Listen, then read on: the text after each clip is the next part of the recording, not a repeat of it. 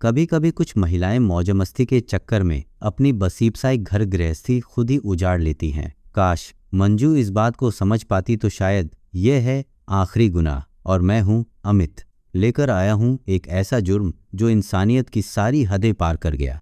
21 अप्रैल 2021 को सुबह के यही कोई 6 बजे थे, तभी गांव सबरामपुरा के रहने वाले राकेश ओझा के घर से रोने की आवाज आने लगी।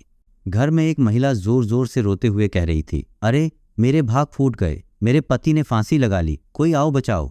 रुदन सुनकर आस पड़ोस के लोग दौड़कर राकेश ओझा के घर पहुंचे। तब तक मृतक की पत्नी मंजू ओझा ने कमरे में पंखे के हुक से साड़ी का फंदा बनाकर झूलते मृत पति को फंदे से नीचे उतार लिया था।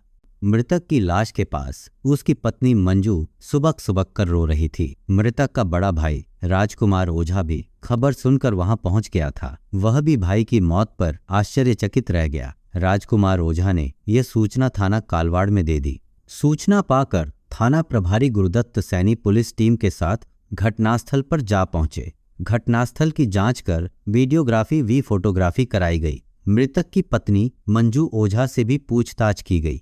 मंजू ने बताया कि रात में राकेश ने किसी समय साड़ी का फंदा गले में डालकर फांसी लगा ली। आज सुबह जब मैं उठकर कमरे में आई तो इन्हें फांसी पर लटका देखकर नीचे उतारा कि शायद जिंदा हों, मगर ये तो चल बसे थे। इतना कहकर वह फिर रोने लगी। पुलिस ने वहां मौजूद मृतक के भाइयों और अन्य परिजनों से भी पूछताछ की। पूछताछ के बाद पुलिस को मामला संदिग्ध लग रहा था। आसपास के लोगों ने थाना प्रभारी को बताया कि राकेश आत्महत्या नहीं कर सकता। उसी समय मंजू रोने का नाटक करते हुए पुलिस की बातों को गौर से सुन रही थी। पुलिस वाले जब चुप होते तो वह रोने लगती। पुलिस वाले आपस में बोलते तो मृतक की पत्नी चुप होकर सुनने लगती। थाना प्रभारी गुरुदत्त सैनी ने संदिग्ध घटना की खबर उच्चाधिकारियों को देकर दिशा निर्देश मांगे। जयपुर पश्चिम डीसीपी प्रदीप मोहन शर्मा के निर्देश पर additional DCP Ram Singh Shekhawat, Chhotwari ACP Harishankar Sharma ने कालवाड़ थाना प्रभारी से राकेश ओझा की संदिग्ध मौत मामले की पूरी जानकारी लेकर उन्हें कुछ दिशा निर्देश दिए। थाना प्रभारी गुरुदत्त सैनी ने घटनास्थल की कार्रवाई पूरी करने के बाद शव पोस्टमार्टम के लिए भेज दिया। पोस्टमार्टम के बाद शव परिजनों को सौंप दिया गया। मृतक राकेश का शव लेकर उसकी पत्नी मंजू ओझा अपने देवर, जेठ वगैरह एवं तीनों बच्चों के साथ अपने पति के पुश्तैनी गांव रुआरिया मुरैना लौट गई। पुलिस को मामला लगा। संदिग्ध गांव रुआरिया में राकेश का अंतिम संस्कार कर दिया गया। राकेश ओझा बेहद जिंदादिल इंसान था। ऐसे में उसके इस तरह आत्महत्या करने की बात किसी के भी गले नहीं उतर रही थी। राकेश ओझा की मौत पुलिस को संदिग्ध लगी थी। पुलिस को जब पोस्टमार्टम रिपोर्ट मिली तो शक पुख्ता हो गया। पोस्टमार्टम रिपोर्ट के अनुसार मृतक राकेश को गला घोंटकर मारा गया था। तब डीसीपी प्रदीप मोहन शर्मा ने एक टीम गठित कर निर्देश दिए कि जल्द से जल्द राकेश ओझा हत्याकांड का पर्दाफाश कर हत्यारोपियों को गिरफ्तार किया जाए। टीम में एसीपी हरिशंकर शर्मा, थाना प्रभारी गुरुदत्त सैनी आदि को शामिल किया गया। टीम का निर्देशन एडिशनल डीसीपी राम सिंह शेखावत के हाथों सौंपा गया। पुलिस टीम ने साइबर सेल की मदद लेने के साथ मृतक के पड़ोस के लोगों से भी जानकारी ली। पुलिस टीम को जानकारी मिली कि मृतक की बीवी मंजू के पड़ोस में रहने वाले बीरेश उर्फ सोनी ओझा से अवैध संबंध थे। राकेश और बीरेश ओझा दोस्त थे और दोनों पीओपी का काम करते थे। बीरेश अक्सर राकेश की गैर मौजूदगी में उसके घर आया जाया करता था। लोगों ने यहाँ तक कहा कि बीरेश जैसे ही राकेश की गैर मौजूदगी में उसके घर जाता, मंजू और बीरेश कमरे में बंद हो जाते थे। यह जानकारी मिलने के बाद पुलिस ने मंजू और बीरेश उर्फ सोनी ओझा के मोबाइल की कॉल डिटेल्स निकलवाई। कॉल डिटेल्स से पता चला कि जिस रात को राकेश की हत्या हुई थी उस रात 10 बजे मंजू और बीरेश के बीच बात हुई थी। उसके बाद भी हर रोज दिन में कई बार बात होती रही। राकेश की हत्या से पहले भी मंजू और बीरेश के बीच दिन में कई बार बात होने का पता चला। आरोपी चढ़े पुलिस के हत्थे। पुलिस को पुख्ता प्रमाण मिल गए थे कि राकेश की हत्या करके उसे आत्महत्या दिखाने की साजिश रची गई थी। इसके बाद पुलिस ने बीरेश ओझा की गिरफ्तारी के प्रयास शुरू किए, मगर वह कहीं चला गया था। कुछ दिन बाद वह जैसे ही अपने घर आया, कांस्टेबल सुनील कुमार को इसकी खबर मिल गई। तब पुलिस ने 27 अप्रैल 2021 को उसे हिरासत में ले लिया। बीरेश को थाना कालवाड़ लाकर पूछताछ की गई। पूछताछ में वह ज्यादा देर तक पुलिस के सवालों के आगे टिक नहीं पाया और राकेश ओझा की हत्या अपनी प्रेमिका मंजू ओझा के कहने पर राकेश ओझा की हत्या करने की बात स्वीकार कर ली। इसके बाद पुलिस ने मृतक की पत्नी मंजू को भी गिरफ्तार कर लिया। मंजू ओझा और बीरेश ओझा उर्फ सोनी ओझा से पूछताछ के बाद जो कहानी प्रकाश में आई वह इस प्रकार से है। राकेश ओझा मूल रूप से मध्य प्रदेश के मुरैना जिले के गांव रुआरिया का रहने वाला था। वह काफी पहले गांव से जयपुर आकर पीओपी का काम धंधा करने लगा था। राकेश की शादी मंजू से हुई थी। मंजू गोरे रंग की, अच्छे नैन नक्श की खूबसूरत युवती थी। शादी के कुछ महीने बाद राकेश पत्नी मंजू को भी अपने साथ जयपुर ले आया था। राकेश तीजानगढ़ इलाके के सबरामपुरा में किराए का घर लेकर बीवी के साथ रहता था। वक्त के साथ मंजू 3 बच्चों की मां बन गई। इनमें एक बेटी और 2 बेटे हैं जिनकी उम्र 7 साल, 4 साल और 2 साल है।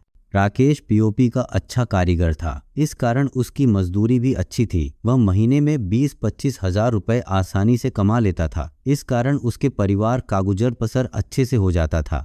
राकेश दिन भर काम करके राकेश का छोटा भाई घनश्याम और बड़ा भाई राजकुमार भी जयपुर में काम करते थे। ये भी अपने परिवारों के साथ अलग अलग किराए पर रहते थे। राकेश के पड़ोस में बीरेश उर्फ सोनी ओझा भी रहता था। बीरेश भी पीओपी का काम करता था, इसीलिए दोनों दोस्त बन गए। बीरेश कुंवारा था और देखने में हैंडसम था। दोस्ती के नाते वह राकेश के घर आने जाने लगा। बीरेश की नज़र राकेश की बीवी मंजू पर पड़ी तो वह उसके रूपी यौवन पर मर मिटा।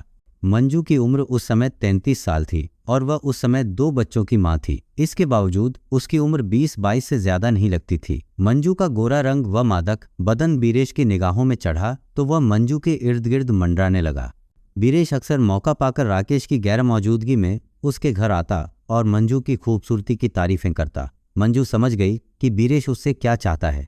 पति के दोस्त से बने संबंध राकेश ज्यादातर समय अपने काम पर बिताता और रात को घर लौटता तो खाना खाकर सो जाता। पत्नी की इच्छा पर वह ध्यान नहीं देता था। ऐसे में मंजू ने अपने से उम्र में 6 साल छोटे बीरेश से पहले नज़दीकियां बढ़ाईं और फिर अपनी हसरतें पूरी की। इसके बाद यह सिलसिला चलता रहा। बीरेश नई उम्र का जवान लड़का था, ऊपर से वह कुंवारा भी था। ऐसे में मंजू उसे पति से ज्यादा चाहने लगी। काफी समय तक दोनों लुक-छिप कर गुलछर्रे उड़ाते रहे। किसी को कानो कान खबर नहीं हुई। मगर जब अक्सर राकेश की गैरमौजूदगी में बीरेश उसके घर आकर दरवाजा बंद करने लगा तो आसपास के लोगों में कानाफूसी होने लगी। इसी दौरान मंजू तीसरे बच्चे की मां बन गई। मंजू और बीरेश की बातें और आपस में व्यवहार देखकर राकेश को उनके संबंधों पर शक होने लगा था। ऐसे में राकेश को एक पड़ोसी ने इशारों में कह दिया कि बीरेश से दोस्ती खत्म करो, उसका घर आना बंद कराओ, यही ठीक रहेगा। इसके बाद राकेश ने मंजू से सख्ती करनी शुरू कर दी तो मंजू बौखला गई। उसकी आंखों में पति खटकने लगा। मौका मिलने पर मंजू अपने प्रेमी बीरेश से मिली। दोनों काफी दिनों बाद मिले थे। मंजू ने बीरेश से कहा, राकेश को हमारे संबंधों पर शक हो गया है। वह तुमसे बात करने की मनाही करता है, लेकिन मैं तुम्हारे बगैर जी नहीं पाऊंगी। राकेश हम दोनों को जीने नहीं देगा। ऐसा कुछ करो कि सांप भी मर जाए और लाठी भी न टूटे।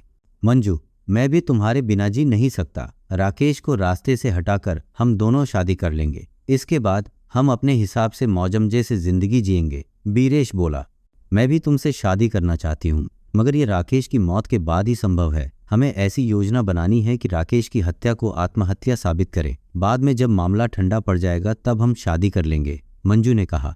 गला दबाकर की हत्या। इसके बाद दोनों ने योजना बना ली। 20 अप्रैल 2021 की रात मंजू ने तीनों बच्चों को खाना खिलाकर कमरे में सुला दिया और उनके कमरे का दरवाजा बाहर से बंद कर दिया। मंजू ने राकेश को खाने में नींद की गोलियां दे दी थीं, जिससे वह कुछ ही देर में गहरी नींद में चला गया। फिर रात 10 बजे मंजू ने बीरेश को फोन कर घर बुला लिया। बीरेश और मंजू राकेश के कमरे में पहुंचे। बीरेश ने राकेश के गले में कपड़ा लपेटकर कस दिया। थोड़ा छटपटाने के बाद वह मौत की आगोश में चला गया। राकेश मर गया। तब बीरेश और मंजू ने साड़ी राकेश के गले में लपेटकर उसके शव को पंखे के हुक से लटका दिया, ताकि लोगों को लगे कि राकेश ने आत्महत्या की है। इसके बाद बीरेश अपने घर चला गया और मंजू सो गई। अगली सुबह 6 बजे उठकर मंजू ने योजनानुसार राकेश के कमरे में जाकर रोना चिल्लाना शुरू कर दिया। तब रोने की आवाज सुनकर आस पड़ोस के लोग और मृतक के भाई वगैरह घटनास्थल पर आए। तब तक मंजू ने राकेश का शव फंदे से उतारकर फर्श पर रख लिटा दिया था। इसके बाद पुलिस को सूचना दी गई और पुलिस ने कार्रवाई कर राकेश ओझा हत्याकांड का पर्दाफाश किया। पुलिस ने राजकुमार ओझा की तरफ से मंजू ओझा और उसके प्रेमी बीरेश ओझा उर्फ सोनी के खिलाफ भादंबे की धारा 302/201 101 से बी के तहत रिपोर्ट दर्ज कर ली। आरोपियों से मोबाइल और गला घोंटने का कपड़ा वह साड़ी जिसका फंदा बनाया गया था पुलिस ने बरामद कर ली। पूछताछ के बाद मंजू और बीरेश को 28 अप्रैल 2021 को कोर्ट में पेश कर न्यायिक हिरासत में भेज दिया गया।